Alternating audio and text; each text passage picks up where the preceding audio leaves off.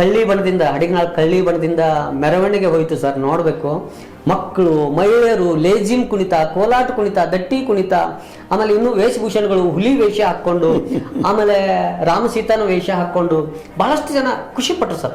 ಹಳ್ಳಿ ಜನ ಸಾಲುಗಟ್ಟಿ ಎರಡೂ ಬಾಜುಕ ನಿಂತ್ಕೊಂಡು ಸರ್ವಾಧ್ಯಕ್ಷ ಭಾಷಣ ಹೋಗ್ತಾ ಇತ್ತಲ್ಲ ಸರ್, ಜನ ಹೋಗ್ತಾ ಇದ್ರಲ್ಲ, ಹಂಗೆ ಅದನ್ನ ನೋಡಿ ಬಹಳಷ್ಟು ಸಿಳ್ಳಿ ಕ್ಯಾಕೆ ಹೊಡೆದು ಖುಷಿ ಪಟ್ಟರು. ಅದು ಬಹಳ ಸಂತೋಷ.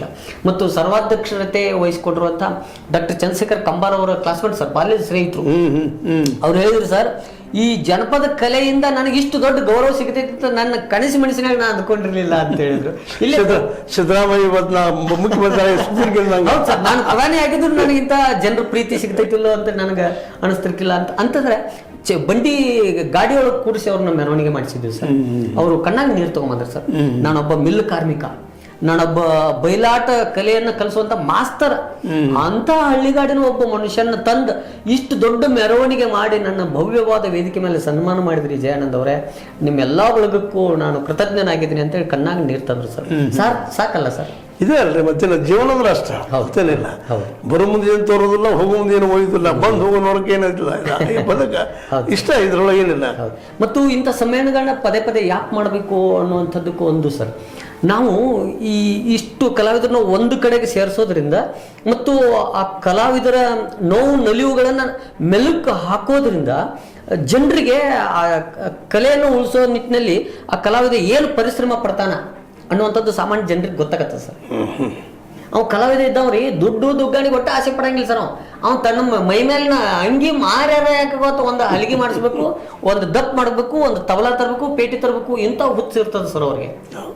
ಹಿಂಗಾಗಿ ಅದಕ್ಕೆ ಅಂಥ ಕಲಾವಿದರಿಗೆ ಆರ್ಥಿಕ ಬಲ ಬೇಕು, ಜನಸಾಮಾನ್ಯರ ಬೆಲೆ ಬೇಕು, ಮತ್ತು ಸಮಾಜ ಅಂತ ಕಲಾವಿದರನ್ನ ಎತ್ತಿಡಿದು ಅವ್ರನ್ನ ಪಾಲನೆ ಪೋಷಣೆ ಮಾಡಿದ್ರೆ ಕಲಾವಿದ ಬದುಕಿದ್ರೆ ಕಲೆ ಬದುಕ್ತದೆ ಸರ್. ನಾವೇನ್ ಮಾಡ್ತೀವಿ, ಕಲೆ ಬದುಕ್ಬೇಕಂತ ಕಲೆ ಯಾರಿಂದ ಕಲಾವಿದ ಬದುಕಿದ್ರೆ ಕಲೆ ಬರ್ತದೆ. ಹಂಗಾಗಿ ಈ ಭಾಗದ ಕಲೆಗಳನ್ನ ಮುಂದಿನ ಜನಾಂಗಕ್ಕೆ ಪರಿಚಯ ಮಾಡುವಂತ ಒಂದು ಸಣ್ಣ ಪ್ರಯತ್ನ ಈ ಸಮ್ಮೇಳನದ ಮೂಲಕ ನಾನು ತಾಲೂಕಾ ಅಧ್ಯಕ್ಷ ಆದ್ದರಿಂದ ಒಂದು ಮಾಡುವಂಥ ಪ್ರಯತ್ನವನ್ನು ನಮ್ಮ ರಾಜ್ಯಾಧ್ಯಕ್ಷರಾಗಿರುವಂಥ ಶ್ರೀಯುತ ಡಾಕ್ಟರ್ ಎಸ್ ಬಾಲಾಜಿ ಅವರು ಆ ಒಂದು ಜವಾಬ್ದಾರಿಯನ್ನು ನನಗೆ ಕೊಟ್ಟಿದ್ದರು. ನಮ್ಮ ಜಿಲ್ಲಾಧ್ಯಕ್ಷರಾದ ಮೋಹನ್ ಗುಂಡ್ಲರ್ ಅವರ ಮಾರ್ಗದರ್ಶನದೊಳಗೆ ಈ ಒಂದು ಸಮ್ಮೇಳನ ಭಾಳ ಯಶಸ್ವಿಯಾಗಿ ಮಾಡಿದೆ. ಈ ಸಮ್ಮೇಳನ ಕೇವಲ ನನ್ನ ಒಬ್ಬನಿಂದ ಅಲ್ಲ ಸರ್, ನಾನು ಆಗಲೇ ಯಾವ್ದಾದ್ರು ಒಂದು ಆಗ್ಬೇಕಾಗಿದ್ರೆ ಎಲ್ಲರ ಸಹಕಾರದಿಂದ ಆಗಿರ್ತದೆ. ನಾವೆಲ್ಲ ಹೌದು ಸರ್, ನಮ್ದೊಂದು ಗೋಕಾವಿ ಗೆಳೆಯರ ಬಳಗ ಅಂತಿದೆ. ಡಾಕ್ಟರ್ ಲಕ್ಷ್ಮಣ್ ಚೌರಿ ಇದ್ದಾರೆ, ಈಶ್ವರಚಂದ್ರ ಬೆಟಗಿರಿ ಅನ್ನುವಂಥ ಬಹುದೊಡ್ಡ ಜಾನಪದ ಕಲಾವಿದರು ಮತ್ತು ಸಾಹಿತಿಗಳು, ಆಮೇಲೆ ಡಾಕ್ಟರ್ ಅರುಣ್ ಸಾವತಿಕಾಯಿ ಇದ್ದಾರೆ, ಆಮೇಲೆ ಆನಂದ್ ಸ್ವರ್ಗಾಮಿ ಇದ್ದಾರೆ, ಮಲ್ಲಮ್ಮ ದಳವಾಯಿ, ಲಕ್ಕಪ್ಪ ಯಡ್ರಾವಿ, ಇಂಥ ಅನೇಕ ಜನ ಎಲ್ಲರೂ ಸಹಕಾರದಿಂದ ಈ ಸಮ್ಮೇಳನ ಯಶಸ್ವಿ ಆಯಿತು ಅಂತ ಹೇಳೋದಕ್ಕೆ ನನಗೆ ಭಾಳ ಖುಷಿ ಆಗುತ್ತೆ ಸರ್. ಈ ಮೂಲಕ ನಿಮ್ಮ ಈ ಸುದ್ದಿವಾಹಿನಿಯ ಮೂಲಕ ಇಂಥ ಎಲ್ಲ ಮಹನೀಯರಿಗೆ ನಾನು ಆಭಾರಿಯಾಗಿದ್ದೀನಿ ಸರ್.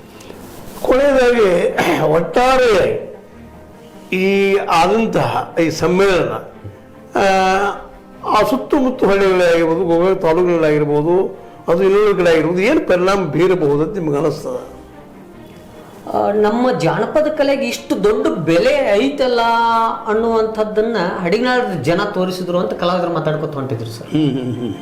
ನಾನೊಬ್ಬ ಕಲಾವಿದ, ನಾನೊಬ್ಬ ಡೊಳ್ಳಿನ ಕಲಾವಿದ, ನಾನೊಬ್ಬ ಭಜನೆ ಕಲಾವಿದ, ನಾನೊಬ್ಬ ಹಂತಿ ಪದದ ಕಲಾವಿದ, ನಾನು ಸೋಬಾಣ ಪದ ಹಾಡ್ತೀನಿ ಅಂತ ಹಳ್ಳಿಗಾಡಿನ ಹೆಣ್ಮಕ್ಳೆಲ್ಲ ಅಂತಿರ್ತಾರೆ.